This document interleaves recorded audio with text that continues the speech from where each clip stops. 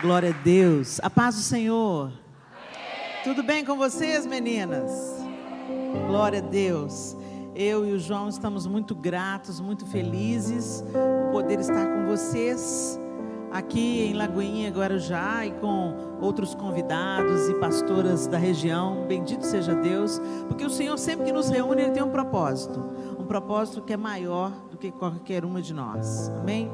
Eu tenho uma palavra para compartilhar com vocês hoje, e também tenho um convite para te fazer. Eu ia fazer esse convite logo agora no início, mas eu vou deixar esse convite para falar depois da palavra, porque eu não quero perder a atmosfera que já está aqui nessa plataforma, a ministração da dança. Nosso coração está prontinho aí para receber a palavra. Então eu queria que, sem mais delongas, você abrisse a sua Bíblia comigo no livro de Atos, capítulo 9. Atos, capítulo 9. Metamorfose, né, gente? O que é metamorfose? Segundo o dicionário da língua portuguesa, metamorfose é mudança completa de forma, natureza ou estrutura. Transformação, transmutação. Mudança relativamente rápida e intensa de forma, estrutura e hábitos que ocorre durante o ciclo de vida de certos animais. E aqui está bem representado pela borboleta, né? Sempre que a gente fala a palavra metamorfose, a primeira coisa que nos ocorre, o primeiro animalzinho que nos ocorre é a borboleta, não é isso? Então vamos lá, vamos para a palavra de Deus. Atos capítulo 9, a partir do verso 1, diz assim: Saulo, respirando ainda ameaças e morte contra os discípulos do Senhor, dirigiu-se ao sumo sacerdote e lhe pediu cartas para as sinagogas de Damasco, a fim de que, caso achasse alguns que eram do caminho, tanto homens como mulheres, os levasse presos para Jerusalém. Enquanto seguia pelo caminho, ao aproximar-se de Damasco, subitamente, uma luz do céu brilhou ao seu redor.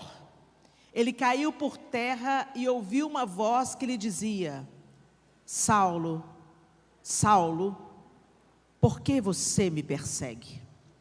Ele perguntou: Senhor, quem é você? E a resposta foi: eu sou Jesus, a quem você persegue. Mas levante-se e entre na cidade, onde lhe dirão o que você deve fazer. Os homens que viajavam com Saulo pararam emudecidos, ouvindo a voz, mas não vendo ninguém. Então Saulo se levantou do chão e, abrindo os olhos, nada podia ver. E guiando-o pela mão, levaram-no para Damasco. Esteve 3 dias sem ver, durante os quais nada comeu nem bebeu. Havia em Damasco um discípulo chamado Ananias. O Senhor lhe apareceu numa visão e disse: Ananias. Ao que ele respondeu: eis-me aqui, Senhor. Então o Senhor lhe disse: levante-se e vá à rua que se chama Direita, e na casa de Judas procure um homem de Tarso chamado Saulo. Ele está orando, e numa visão viu entrar um homem chamado Ananias e impor-lhe as mãos para que recuperasse a vista. Ananias, porém, respondeu: Senhor, de muitos tenho ouvido a respeito desse homem, quanto mal tem feito aos teus santos em Jerusalém. E aqui em Damasco, ele tem autorização dos principais sacerdotes para prender todos os que invocam o teu nome. Mas o Senhor disse a Ananias: vá, porque este é para mim um instrumento escolhido para levar o meu nome diante dos gentios e reis, bem como diante dos filhos de Israel, pois eu mesmo vou mostrar a ele quanto deve sofrer pelo meu nome. Então Ananias foi, entrando na casa, impôs as mãos sobre Saulo, dizendo: Saulo, irmão, o Senhor Jesus, que apareceu a você no caminho para cá, me enviou para que você volte a ver e fique cheio do Espírito Santo. Imediatamente caíram dos olhos de Saulo umas coisas parecidas com escamas, e ele voltou a ver. A seguir, Levantou-se e foi batizado, e depois de comer, sentiu-se fortalecido. Saulo permaneceu alguns dias com os discípulos em Damasco, e logo, nas sinagogas, proclamava Jesus, afirmando que ele é o Filho de Deus. Todos os que o ouviam, Saulo, estavam atônitos e diziam: não é este o que exterminava em Jerusalém os que invocam o nome de Jesus e veio para cá precisamente para prender e levá-los aos principais sacerdotes? Saulo, porém, mais e mais se fortalecia e confundia os judeus que moravam em Damasco, demonstrando que Jesus é o Cristo. Senhor, essa é a tua palavra e nós te pedimos que ela nos ensine, nos exorte, nos confronte, nos console e mude a nossa mentalidade. E mudando a nossa mentalidade, a nossa maneira de perceber as coisas, que isso gere em nós um novo coração, uma nova atitude, que glorifique o teu nome e cumpra o teu propósito em nós, em nome de Jesus. Amém. Essa história é muito conhecida de todos nós, e se você voltar 2 capítulos, no capítulo 7, a gente vê Estevão, que era um diácono da igreja primitiva, um homem cheio do Espírito Santo. Estevão defende, ele foi acusado injustamente de estar falando bobagem, falando heresia, e Estevão, no capítulo 7 de Atos, todo crente tem que ler o capítulo 7 de Atos, porque é o resumo, a síntese do que Deus fez, por que Jesus veio, por que Jesus é o Messias de Deus, e como o Messias já estava anunciado desde Gênesis. Então, Estevão faz aquela recapitulação, vamos dizer assim, para sua defesa, mas ele termina apedrejado, e o texto diz que Saulo estava ali consentindo na morte de Estevão. E Estevão foi o primeiro mártir da igreja, e ele vê os céus abertos e Jesus de pé, ao lado do Pai, esperando Estevão, e Paulo estava ali, ele viu isso tudo, mas isso não mudou o coração de Saulo. Saulo queria sangue, Saulo queria morte, Saulo queria exterminar. Gente, ele não queria apenas prender. Como nós acabamos de ler aqui, eles ficavam atônitos nas sinagogas, quando viam Paulo falando, falaram: mas peraí, não é esse aí que queria exterminar o povo? Ele prendia e depois mandava executar. Então Paulo assassinou e permitiu e consentiu no assassinato de várias pessoas que tinham entrado no caminho, ou seja, aqueles que seguiam a Cristo. Quando você volta também no livro de Atos, você vai ver que já tinha, por causa da morte de Estevão, houve uma grande dispersão. Era um momento de tribulação em Jerusalém. Então muita gente fugiu de Jerusalém e foram pela Judéia, foram para Samaria, fugindo da perseguição em Jerusalém. E é tão lindo quando a gente vê que eles estavam fugindo, mas não perderam o propósito. Eles fugiram, mas não se acovardaram. Eles foram para esses lugares para anunciar o Evangelho. E aí a gente vê ali as pessoas em Samaria recebendo. Pedro e João saíram de Jerusalém, quando ficaram sabendo que Samaria estava crendo em Jesus, eles foram lá, impuseram as mãos, e o povo foi batizado no Espírito Santo. Avivamento estava acontecendo. Debaixo de quê? De perseguição. Não sei o que vem para frente aí não, gente. Mas eu sei que Deus não perdeu o controle. E a verdadeira igreja de Jesus, a verdadeira, não estou falando da instituição não, porque aqui, nesse auditório aqui tem joio e tem trigo. Tem bode e tem ovelha. Então cuida de ser ovelha e cuida de ser trigo. Porque não é frequentar uma instituição que nos torna nascidos de novo e que nos torna filhos de Deus. Você pode ficar anos dentro de uma igreja e não ser transformado, e não sofrer uma metamorfose. Da mesma forma que você entrar com uma bicicleta numa garagem 500 vezes, não vai fazer ela virar um carro. Então nós precisamos realmente de uma experiência. E aí, aqueles que já tinham Jesus, quanto mais batia na igreja de Jerusalém, mais ela avançava, mais ela crescia, mais ela conquistava. É uma coisa linda. O Senhor não perde o controle de absolutamente nada. E a gente escuta as promessas para o Brasil, de que o Brasil vai ser levantado no mundo como um país de avivalistas, que vai enviar seus ungidos para o mundo todo e tal. A gente não sabe o caminho. Às vezes, para a ave aprender a voar, o que a águia mãe faz? Joga os bichinhos para fora do ninho. Não é nada, não deve ser nada gostoso a experiência. Você aprende a voar na tribulação, né?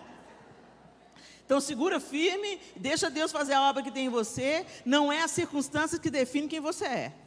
Pode estar reinando quem for, governando quem for, o bicho pode estar pegando, a inflação pode estar lá em cima, não interessa. O Senhor continua sendo o nosso rei.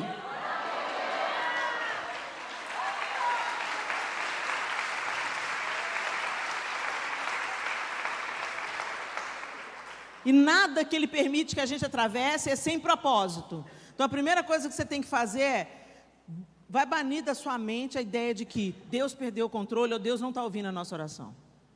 Deus está ouvindo a nossa oração, mas Ele vai fazer o que Ele quiser. E Ele vai fazer o que Ele quiser, porque Ele vê o futuro que nós não vemos. E Ele sabe de que tipo de remédio que a gente precisa. Às vezes nós precisamos de um remédio amargo para ser curado. Então segura firme, firma o toco, como a gente diz em Minas, firma o toco, dobra o joelho, confia em Jesus, segura na mão de Deus e vai. Aí a gente vê aqui, gente, esse homem que tocou o terror na igreja em Jerusalém. O povo está disperso em Jerusalém, foram pelo deserto da Judéia, foram para Samaria, mas eles continuaram anunciando o Evangelho, e Jesus foi fazendo a obra. Eles estavam fugindo, e Jesus é amor, fugindo, e Jesus cura, fugindo, e seja batizado com o Espírito Santo, e Deus fazendo uma obra maravilhosa, e Paulo só agarrando mais ódio da igreja. Quanto mais bate, mais cresce, para esse bolo, né? E aí o texto começa dizendo para a gente, Saulo respirando ainda ameaças e morte contra os discípulos do Senhor, dirigiu-se ao sumo sacerdote e pediu cartas para as sinagogas de Damasco. Quer dizer, não vou perseguir só aqui em Jerusalém não, vou perseguir em Damasco também, vou passar o rolo compressor também, pensava ele. E aí, gente, enquanto seguia pelo caminho, verso 3, ao aproximar-se de Damasco, subitamente, fala comigo, subitamente, é de uma hora para outra, subitamente, uma luz do céu, uma luz do céu, brilhou ao seu redor. Ô, gente, tem alguém da luz aí? Alguém que controla a luz? Pessoal aí da técnica? Dá para apagar as luzes todas da igreja? Apaga, mas fica perto lá, que daqui a pouco vai acender de novo. Tem jeito de apagar todas as luzes? Aí eu fazendo bagunça, gente. Agora apaga os celulares. Apaga tudo.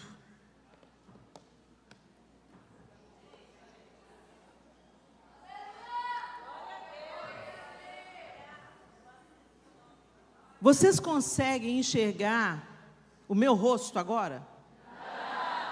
Eu também não consigo enxergar vocês. Talvez você se lembre do que tem aqui na frente, porque você já viu com as luzes acesas. Mas se você entra num ambiente escuro assim, não dá para você discernir absolutamente nada. Você pode até definir formas, se você vai se acostumando com a escuridão. Mas quando a luz acende, pode acender a luz, pessoal. Não acende tudo, só essa. Precisou de acender todas? Vocês já me enxergaram aqui? Não precisou. Acende uma pequena luz no meio da escuridão, ela quebra toda a escuridão. A gente custou ficar na escuridão total, porque sempre tem uma luz brilhando, e nós não ficamos numa escuridão total, porque algumas luzinhas de LED, algumas coisas estavam ligadas. Então, nós não ficamos numa escuridão total. Mas onde há uma escuridão total, se uma pequena lâmpada ou um palito de fósforo é riscado, quebra a escuridão. Nós precisamos que a luz do Senhor se achegue a nós. Esses dias eu e o João estávamos conversando sobre uma pessoa que nós amamos muito, que está vivendo na escuridão.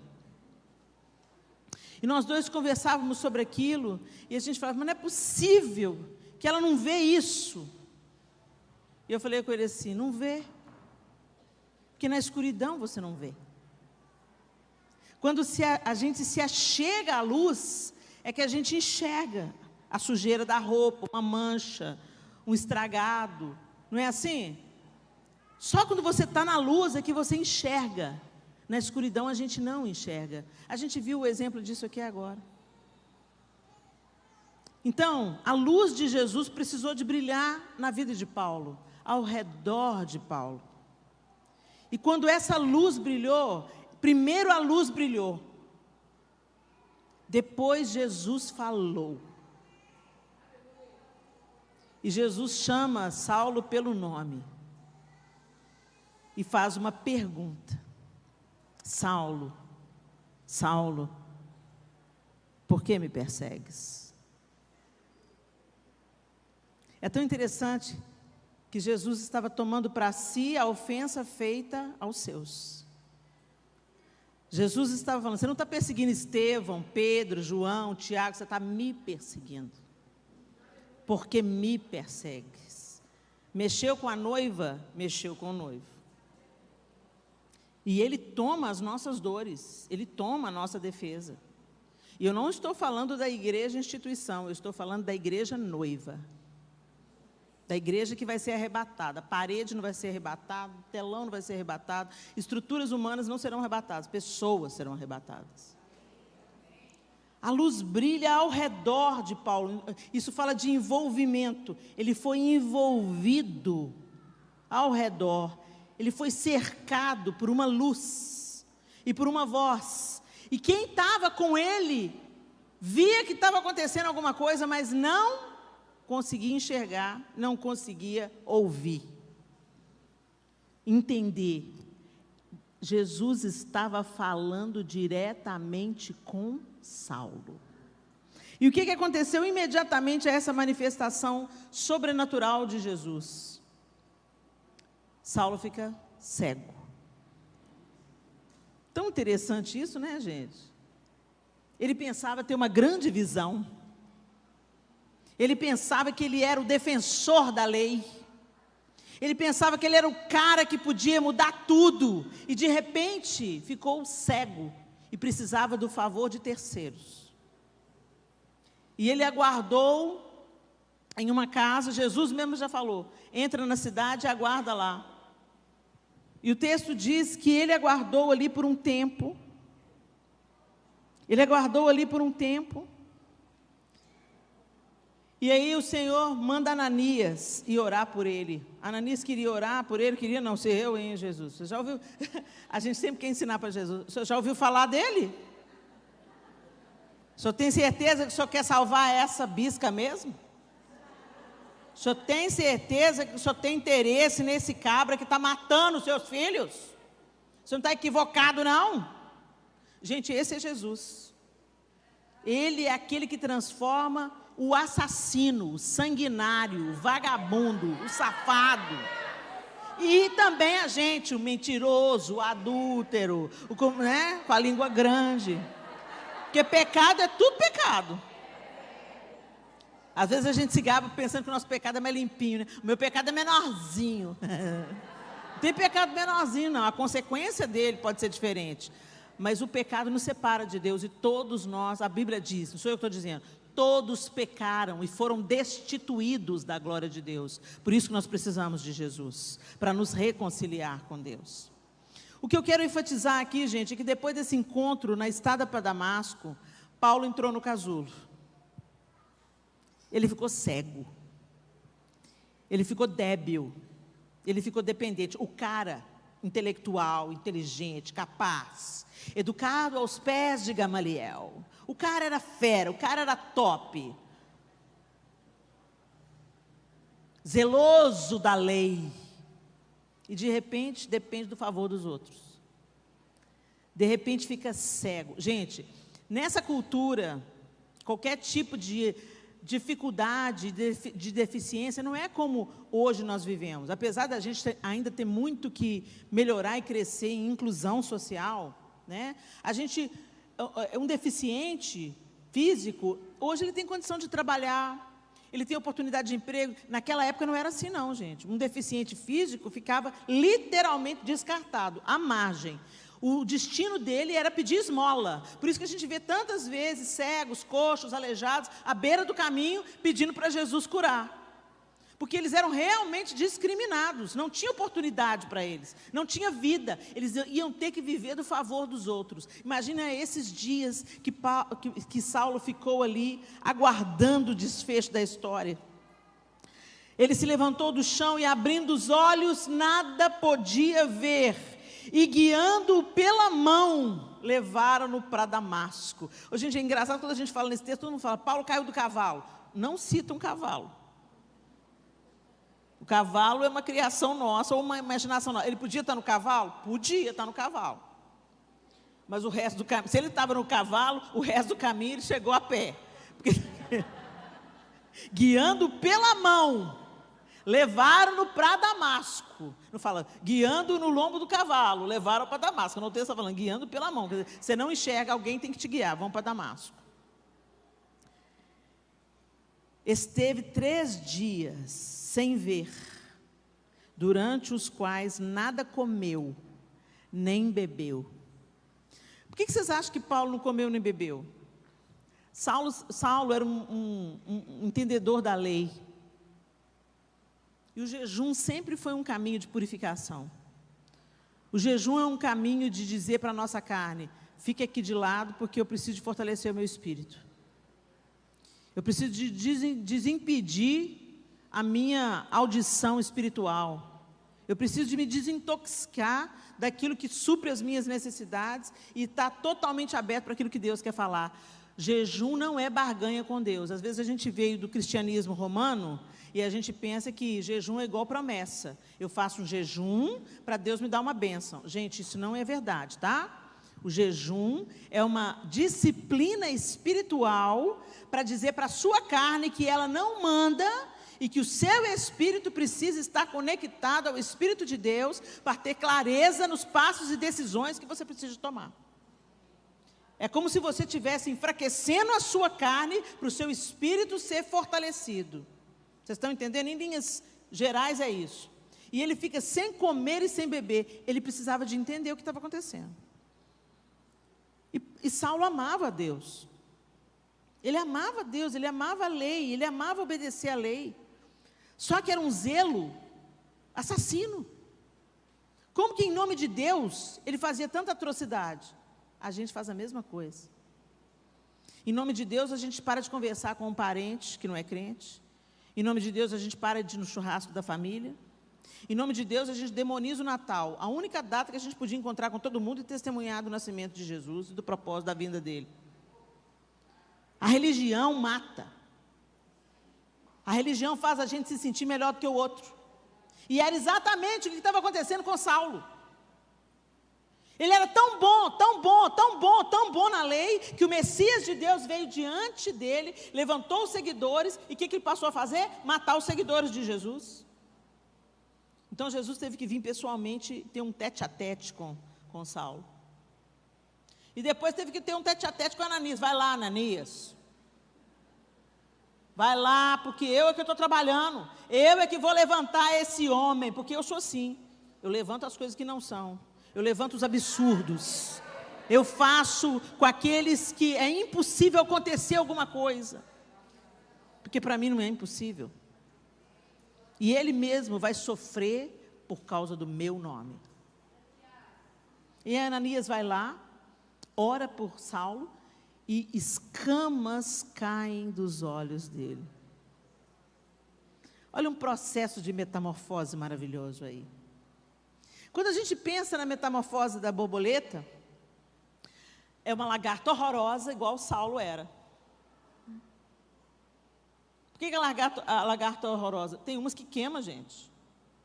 Uma vez uma lagarta ficou presa na minha saia. Eu entrei num carro, era um carro que tinha ido numa fazenda, não sei o quê.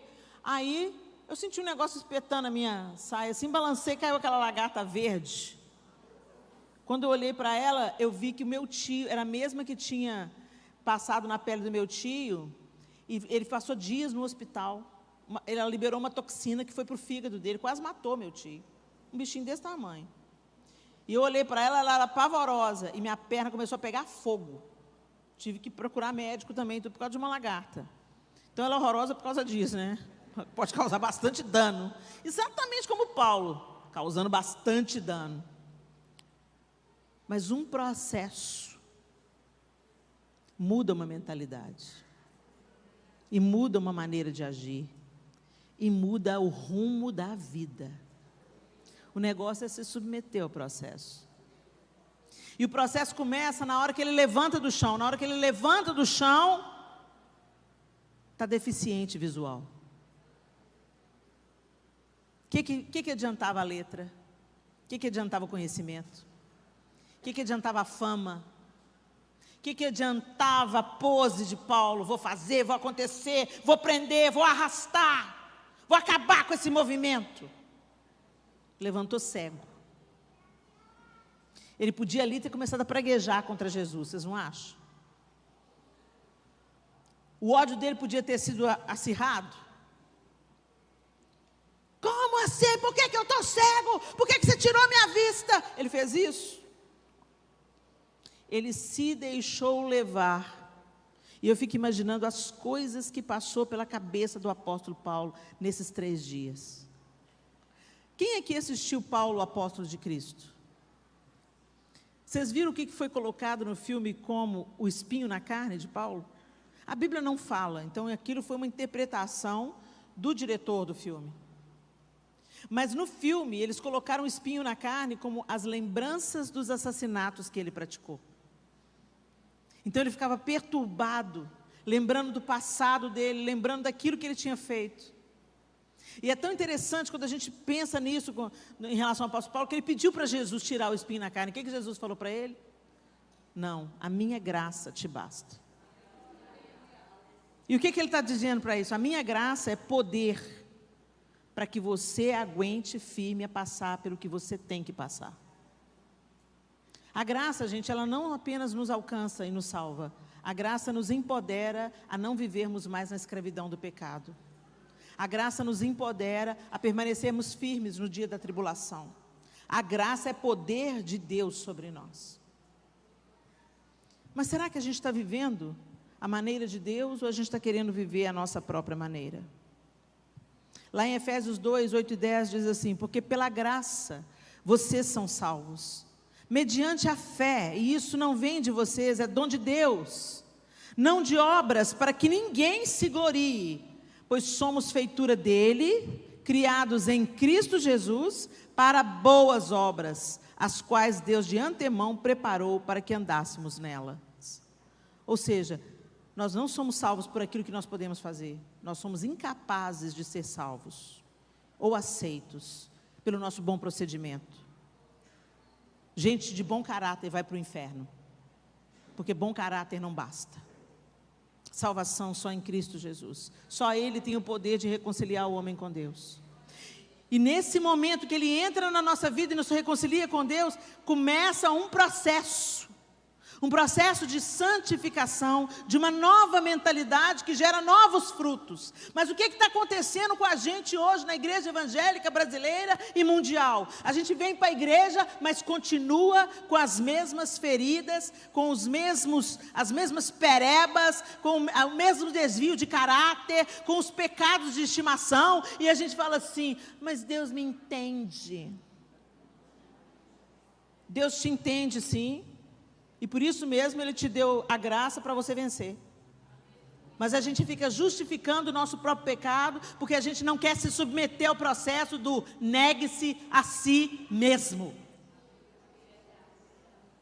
Para você entrar num processo, você vai ter que negar a lagarta e abraçar as asas. E isso não é fácil, Pode parecer romântico quando isso é colocado na dança. É lindo quando você vê o final do processo. Mas só quem fica dentro do casulo sabe o que é. Só quem tem que enfeiar, desaparecer, perder a mobilidade e ficar enredada por um casulo onde as asas estão sendo tecidas, a dor tece a asa. Todo mundo quer voar, mas ninguém quer passar pelo processo. Todo mundo quer exercer autoridade como Paulo queria. Mas às vezes Deus vai permitir que a luz brilhe e você fique cego, e dependa de ser levado pela mão para a casa dos outros, e fique de favor, e dependa da oração daquele que você perseguia para ser liberto das suas escamas. Mas a gente não gosta. Quando Deus começa a apertar o oleiro, começa a apertar o vaso, a gente começa, ai! Ô Deus, não faz isso não, faz essa curva nesse vaso não, faz outro. Faz essa boca maior, Deus. Barro fala com o oleiro, gente? Mas a gente fala. E aí quando vem os processos, gente, muitas vezes Deus leva a gente gentilmente para o vale da humilhação. Eu não acredito nisso. Ah, não? Vai ler a Bíblia então, mana. Sabe por quê? Ele não poupou o seu próprio filho. Por que você acha que ele vai poupar você? Ele moeu Jesus para que você tivesse vida. Por que você acha que ele não vai te moer para que outros também sejam edificados pela pérola forjada em você, pela sua dor? A gente tem que parar, gente, de achar que Deus é Papai Noel, que tem que fazer a gente só feliz. Ai, tudo felicidade. Vamos para o evangelho da prosperidade, onde ninguém tem problemas, onde a gente canta músicas legais e todo mundo é feliz. Esse não é o evangelho de Jesus Cristo, não, gente. O evangelho de Jesus Cristo é o evangelho de cruz. Agora, quando você está conectado com a fonte da vida, não interessa a circunstância ao redor, você pode estar passando pelo vale da sombra da morte. Sabe, por que vocês acham que Davi falou, ainda que eu ande pelo vale da sombra da morte, não temerei mal nenhum, porque tu estás comigo? Vocês acham que estava sendo fácil para Davi fugir de Saul? Por inveja? Saul tinha pirado o cabeção, estava perseguindo Davi por inveja. Vocês acham que foi fácil? Vocês acham que foi fácil para Moisés, outro assassino? Matou o egípcio, enterrou na areia. Alguém viu, falou assim, você matou o cara ontem, fugiu. Essa parte a gente esquece. Nossa, se Moisés viesse aqui na igreja hoje converter-se, a gente fala, nossa, já viu fulano? Está aí Moisés, matou um egípcio. Vocês entenderam a hipocrisia do evangelho que a gente está vivendo hoje? É o assassino mesmo que Jesus transforma. É o assassino mesmo, para que a glória e o poder de Deus seja manifesto. E a gente pensa, nessa nossa arrogância, que a gente também não precisa de processo, não precisa de transformação. Gente, eu não sei vocês não, mas eu preciso de transformação, dia após dia. Eu preciso. Eu não quero continuar como eu estou hoje. Hoje eu sou melhor do que eu era ontem, mas amanhã eu quero ser melhor do que eu sou hoje. É um processo de crescimento constante. A gente, diferente da borboleta, vai ser metido dentro de um casulo algumas vezes. Mas eu quero te dizer, para de recalcitrar contra os aguilhões, para de resistir quando Deus começa a mover.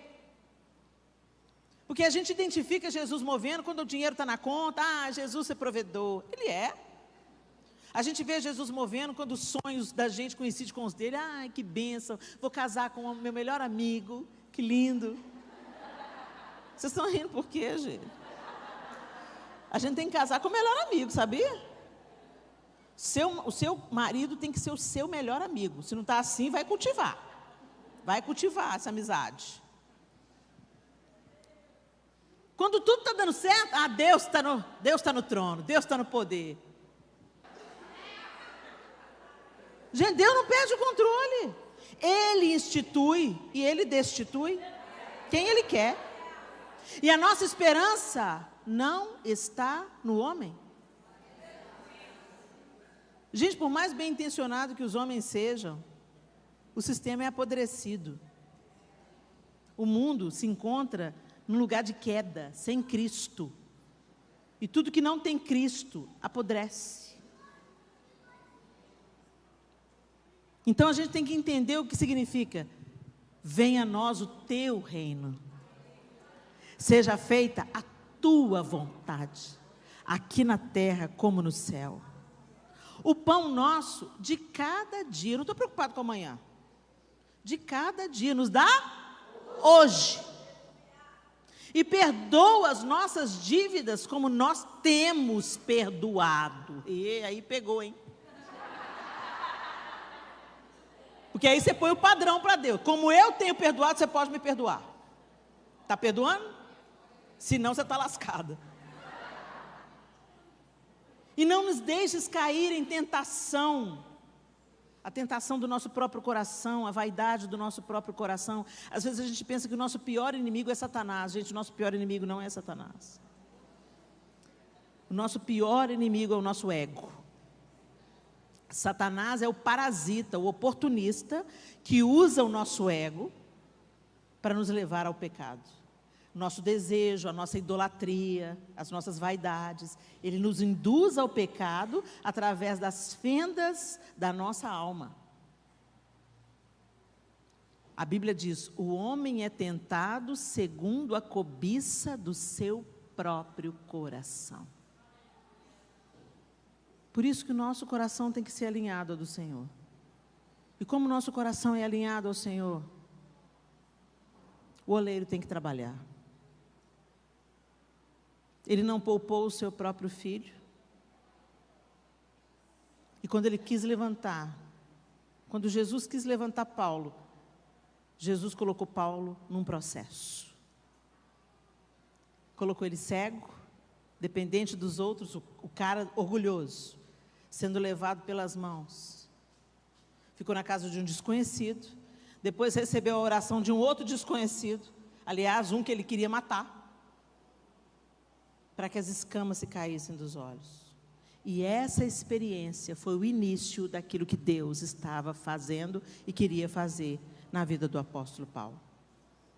E é tão interessante que quando Paulo se levanta, ele começa uma outra vida, ele mudou de direção. O assassino virou um dos maiores anunciadores da misericórdia e graça de Deus. Gente, a gente está vivendo para quê? Você crê em Jesus? Você crê que Jesus é o Filho de Deus? Você crê que você não tinha condição de salvar a si mesmo e que Jesus morreu uma morte de cruz para que você tivesse salvação? E que a salvação faz o quê? Te reconcilia com Deus Pai. E você passa a viver o propósito dele, não o seu. Então por que você está vivendo o seu?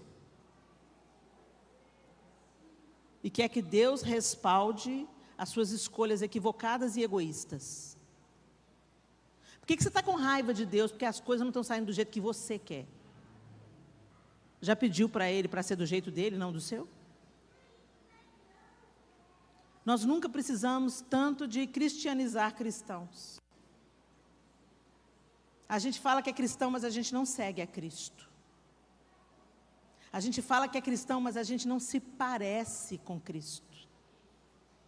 A gente fala que é cristão, mas a gente não reage como Jesus reagiria. A gente não se compadece de quem Jesus se compadeceria.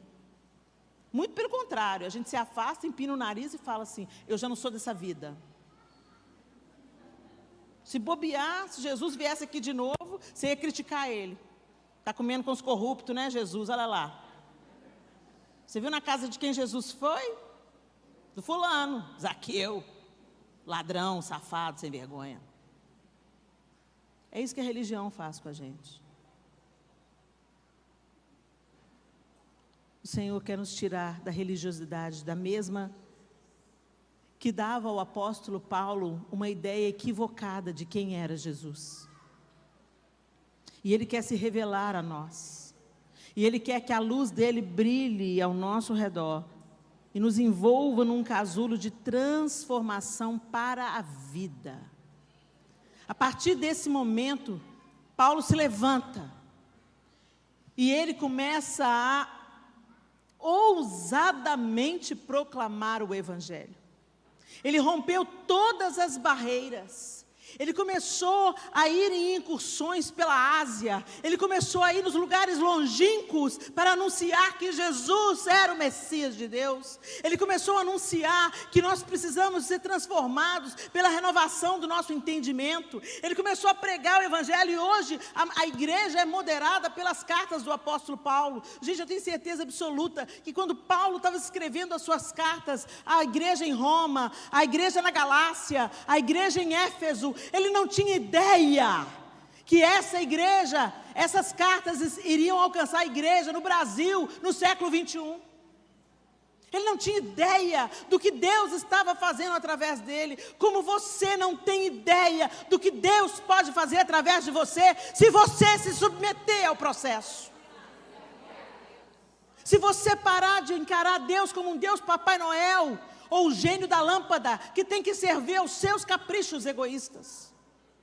Nós não vivemos, uma vez que estamos com Cristo, nós morremos para nós mesmos, morremos para a nossa vontade, morremos para o nosso egoísmo, para vivermos o plano de Deus, acreditando que o dele é infinitamente melhor do que o nosso. Porque o dele não produz vida só para nós, só para minha casa, só para minha família. A vida de Deus em nós transborda e saqueia o inferno. E esse é o propósito de Deus para a igreja. Eu sugiro para vocês um livro do Rodrigo Bibo, que se chama O Deus que Destrói Sonhos. Maravilhoso, para lembrar a gente do verdadeiro evangelho. Porque Deus, o próprio Senhor falou assim, olha, vocês pedem e não recebem, porque pedem mal, porque pedem para gastar nos vossos próprios deleites. Deus deu o filho dele deu a vida, e você só quer receber? Cristianismo não é só sobre receber. Cristianismo, a palavra de Deus diz, é melhor coisa é dar do que receber. Mas a gente está com a mentalidade do receber. Eu quero asas. Quer asas? Então, deixa ele te meter no casulo. A gente voa, gente, é do jeito de Deus, não é do nosso jeito, não.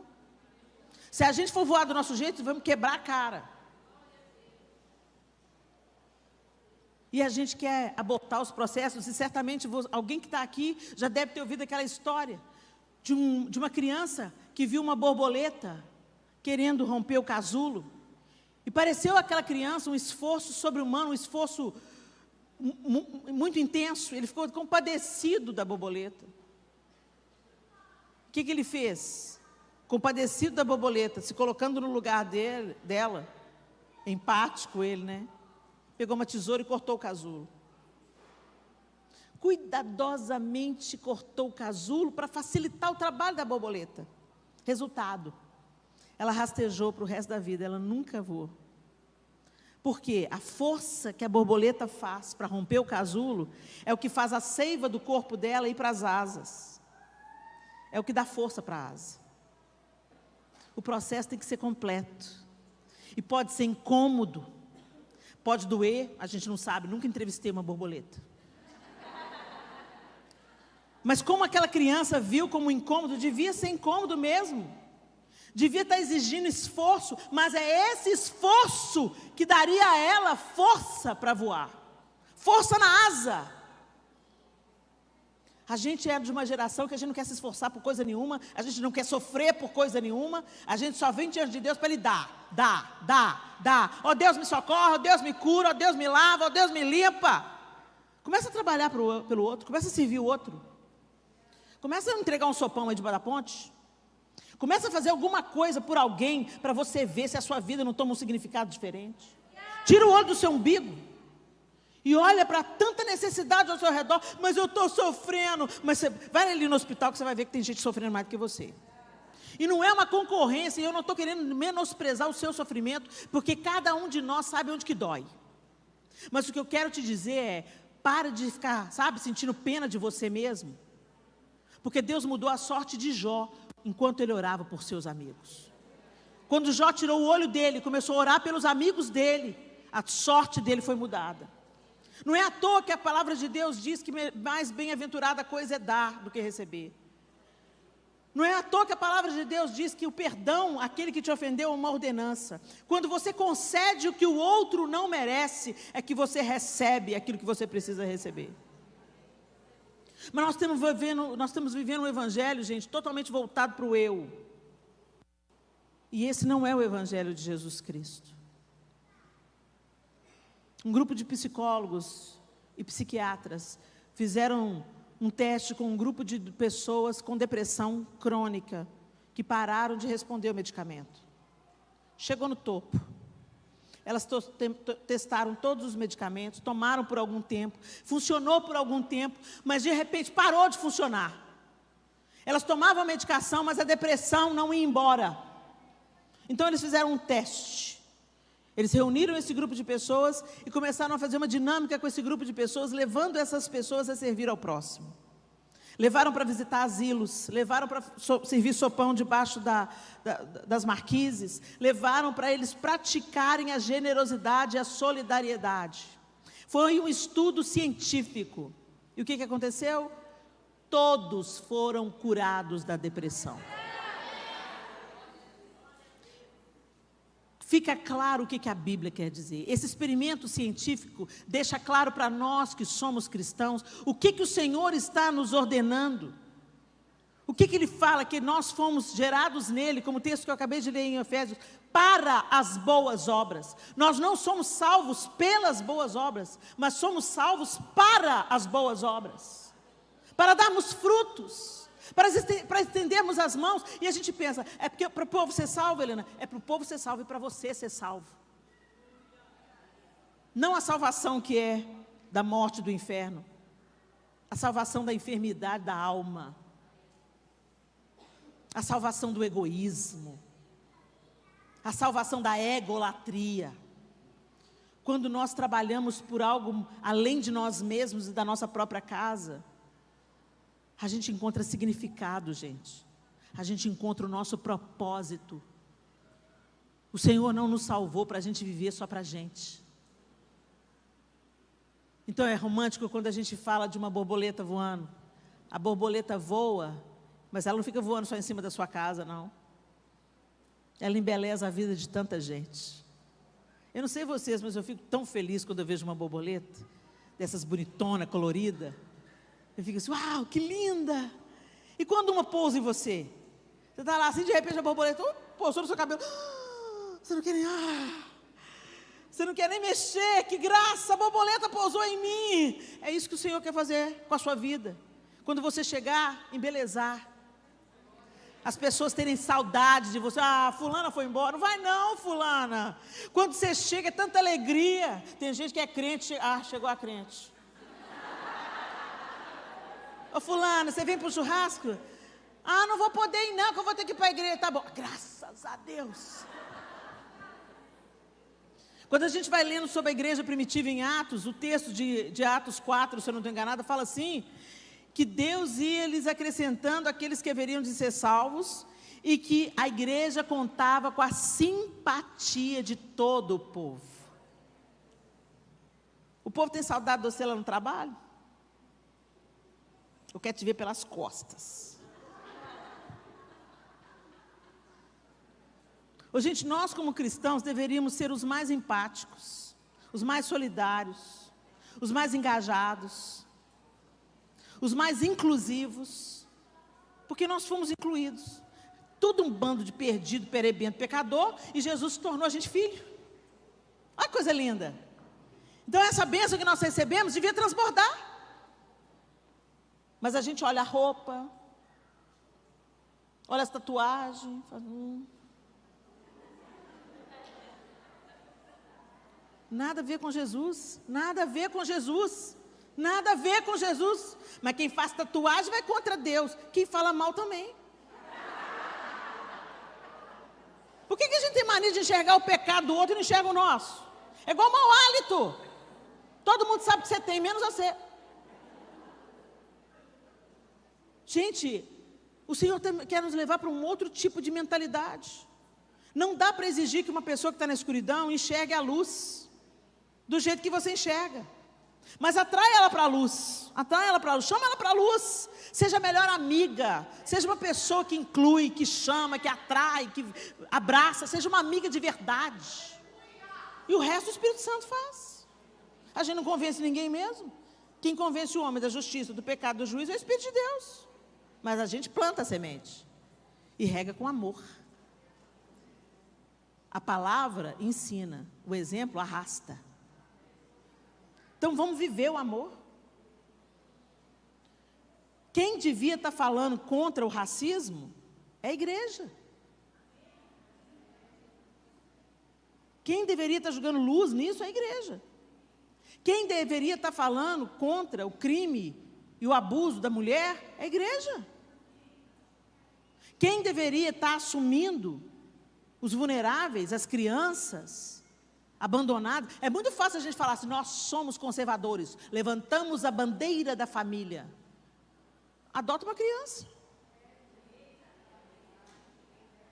Entendeu como é que o nosso discurso é hipócrita? A gente fala que defende a família, a nossa, né? Que é dos outros que se lasque. Tem um vizinho seu passando fome, tem uma criança lá passando necessidade, mas você não move um dedo para falar, vou adotar essa criança. Eu vou adotar ela vou pagar a escola dela. A gente fala para as moças, não aborta não. Mas ninguém fala assim, não aborta não, porque eu vou criar esse menino junto com você. O suporte financeiro que você não tem, eu vou te dar. Ninguém quer assumir responsabilidade. Jesus encarnou e deu a vida. Mas você fala que é seguidor de Cristo, mas não quer dar um tostão. Não quer dar o tempo, não quer dar um sorriso, não quer fazer uma visita. Ah, gente, vai se lascar, desculpa.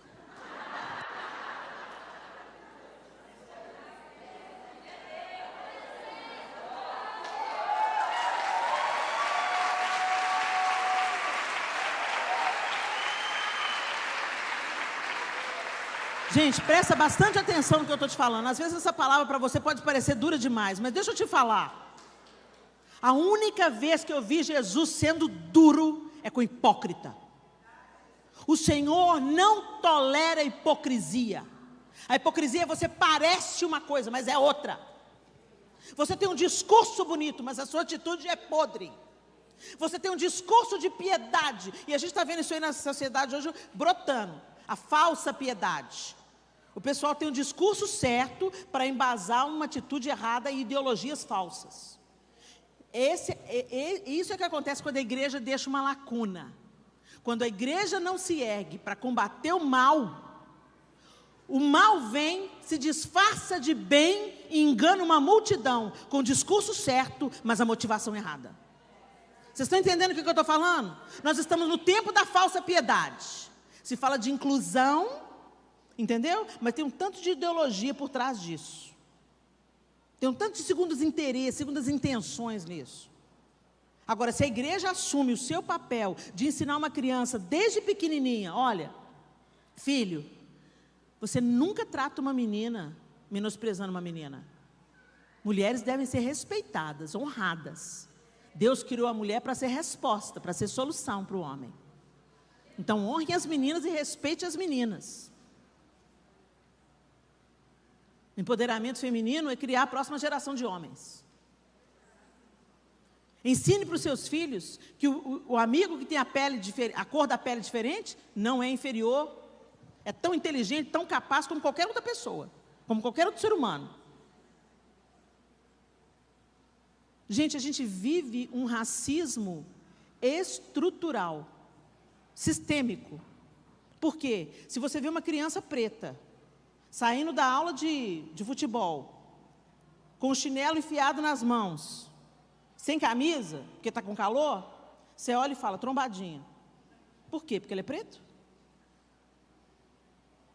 Os maiores crimes da nossa nação são cometidos pelo colarinho branco, por brancos.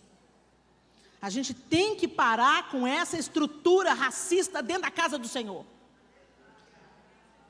Ensinando a próxima geração, porque o racismo é passado de geração para geração. E a gente é racista e pensa que não é.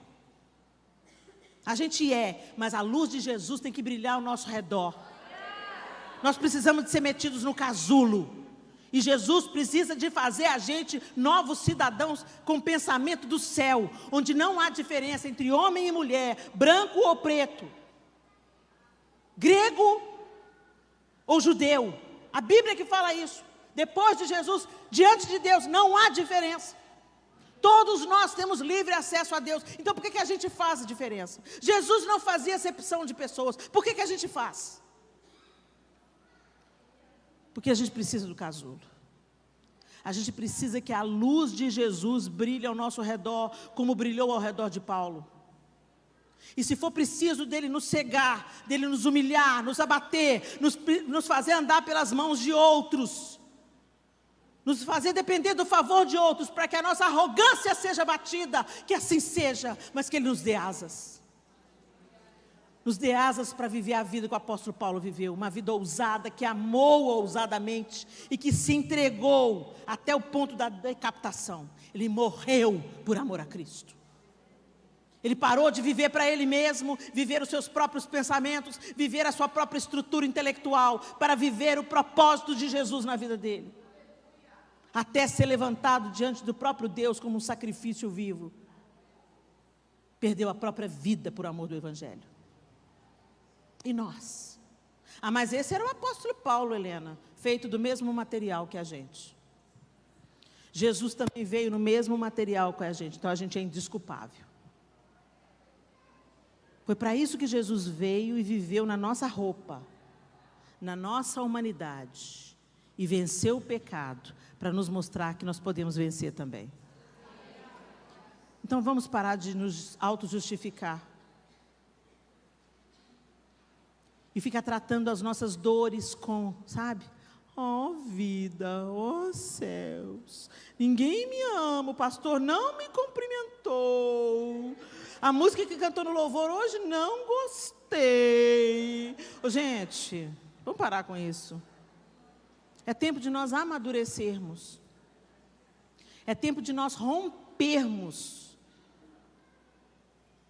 com essa egolatria, sabe? A gente coloca o nosso ego no altar, e a gente fala que é evangélico, que não idolatra ninguém, idolatra assim, idolatra o seu eu, idolatra o seu prazer, idolatra a sua vontade, idolatra os seus interesses, idolatra o status, o poder, o pop gospel. Que Jesus tenha compaixão de nós. E que da mesma maneira que ele se apresentou a Paulo na estrada para Damasco, que ele nos alcance por misericórdia. Jesus não foi rude com Paulo. Eu estou sendo muito mais rude com você hoje. Jesus não foi rude com Paulo. Ele só fez uma pergunta: por que me persegues? Mas quem é o Senhor? Eu sou Jesus, a quem você persegue. Se levanta, entra na cidade, eu vou fazer uma obra na sua vida. É tão lindo isso, gente, que Jesus não ficou pensando: vamos lá, Paulo, desce a lista aqui, picareta. Olha o que você fez, Paulo. Você matou fulano, arrastou ciclano, machucou fulano, prendeu ciclano. Estevão estava morrendo, você estava lá aprovando a morte de Estevão. Ê, Paulo, hein? Foi isso que Jesus fez, gente. Ele não fez com Paulo, ele não fez com Pedro. Jesus e suas perguntas: Paulo, por que me persegues? Pedro, tu me amas? Outra pergunta para Judas: a que vens, amigo? E Jesus hoje te pergunta: tu me amas? Então por que você está vivendo essa sua vida egoísta voltada só para você? Porque você está pondo mais ênfase na sua dor do que no meu poder de te curar. Por que você põe mais energia nas defesas políticas do que em pregar o meu evangelho? As perguntas desconcertantes de Jesus, mas que podem nos mudar para sempre.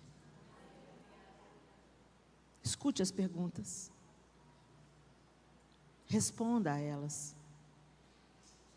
E deixe o Senhor te envolver com a sua luz, com um casulo de luz, que acenda a sua mente, que te liberte das suas estruturas criaturas intelectuais que pensam que sabem tudo.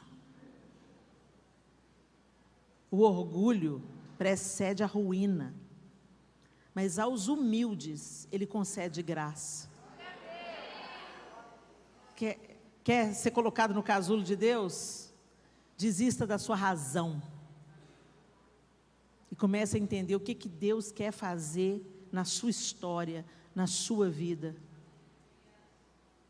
Ele não prometeu que nós não teríamos problemas e aflições, mas prometeu que estaria conosco, tornando cada situação adversa em vitória, em empatia, em amor, em respeito. Eu tenho as minhas dores, gente. Eu tenho orações ainda não respondidas.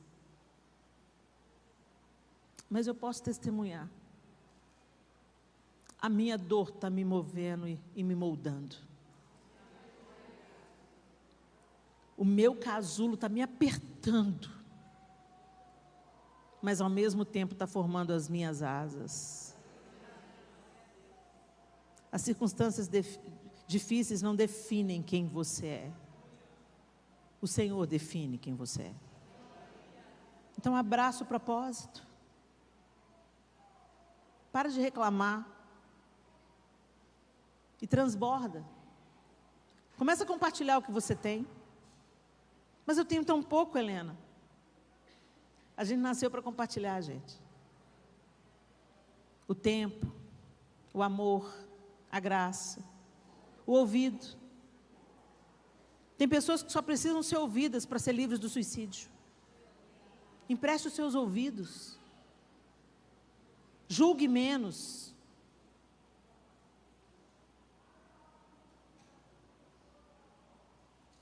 Nós também temos as nossas áreas de vulnerabilidade.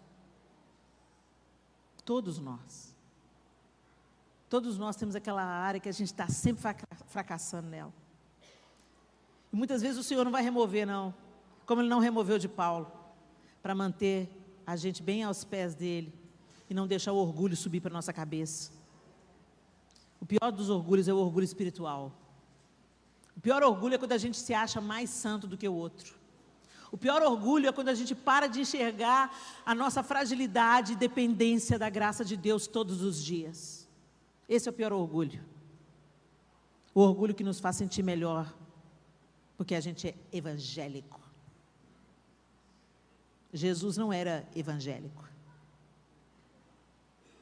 Jesus é o Evangelho. Feche os seus olhos.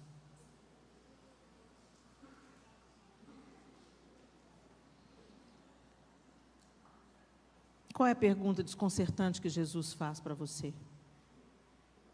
Por que me persegues? Tu me amas? Oh Deus, ajuda-nos, Senhor. Porque nós queremos as asas, mas rejeitamos o casulo. Nos perdoa, Senhor. Porque não nos submetemos aos processos. Não encaramos a adversidade como uma oportunidade de crescimento, de auto-humilhação. Nos perdoa porque é mais fácil sermos governados pelo orgulho do que pelo quebrantamento.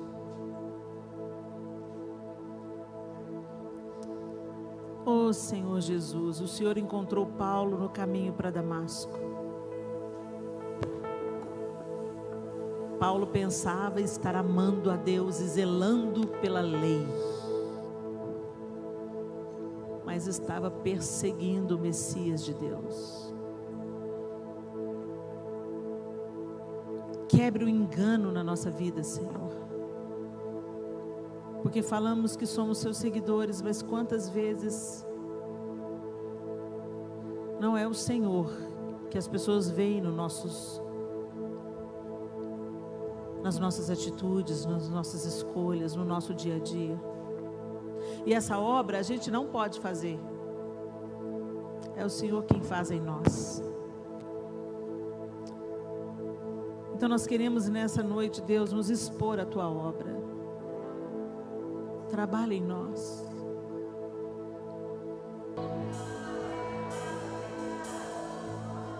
Gente, eu não queria acabar esse momento sem te dar uma oportunidade. Eu acredito na confissão pública. Eu acredito que diante dos anjos e dos demônios, a gente pode se erguer e dizer: Senhor, eu escolho o Senhor. Senhor, eu escolho o Teu propósito. Eu escolho negar a mim mesmo e Te seguir. Eu estava vários anos dentro da igreja, desempenhando ministério e vivendo para mim mesma, vivendo pelos meus próprios interesses. Eu pensava que era para a glória de Deus, falava que era para a glória de Deus, mas eu queria só ser aprovada e aceita pelas pessoas. A idolatria do eu, que a gente nem percebe. A gente faz para ser visto, para ser apreciado, para ser aplaudido, para ser aceito.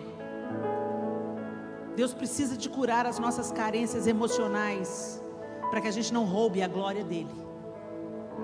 Porque Deus não divide a sua glória. E eu já era crente há mais de 10 anos, quando o Senhor fez uma obra maravilhosa na minha vida. De curar as minhas feridas do passado, de forjar em mim um coração agradecido por aquilo que eu já tinha nas mãos, e de me libertar das cadeias da religiosidade, da hipocrisia, que aparenta ser o que não é por dentro. É essa obra que o Senhor quer fazer. O casulo fala de algo de dentro para fora. Primeiro acontece dentro, para depois virar asa, virar beleza, virar cor, enfeitar a vida dos outros, mas precisa de acontecer dentro.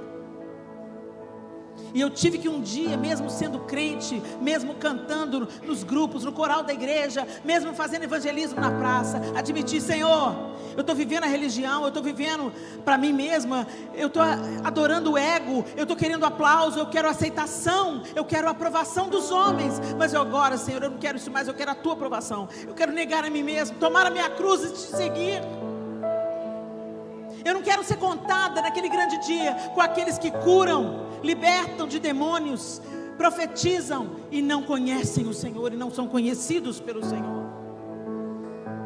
Eu quero ouvir do Senhor: entra no reino bendito do meu Pai.